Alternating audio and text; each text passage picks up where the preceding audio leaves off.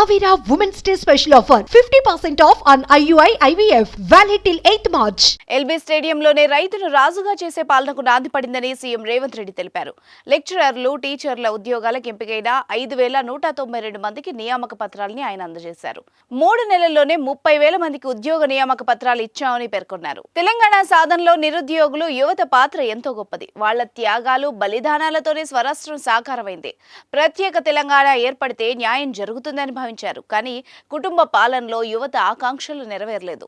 కేసీఆర్ ఆయన కుటుంబ సభ్యుల పదవులు ఊడగొడితేనే తమకు ఉద్యోగాలు వస్తాయని యువత భావించారు. అనుకున్నట్టే చేయడంతో ఇప్పుడు ఉద్యోగాలు వస్తున్నాయన్నారు రేవంత్ రెడ్డి.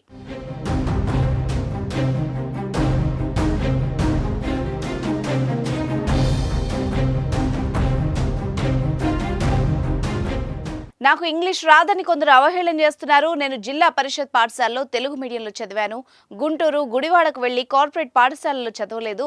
వేలాది గురుకులాలు నిర్మించామని గత పాలకులు గొప్పగా చెబుతున్నారు. ఎక్కడా వాటికి శాశ్వత భవనాలు నిర్మించలేదు. వసతులు లేని అద్దె భవనాల్లో పేద విద్యార్థులు అవస్థలు పడ్డారు. రేషనలైజేషన్ పేరిట కేసీఆర్ 6,000 పాఠశాలను మూసేశారు. కుల వృత్తుల పిల్లలు ఆ పనులే చేసుకోవాలని భావించాడు.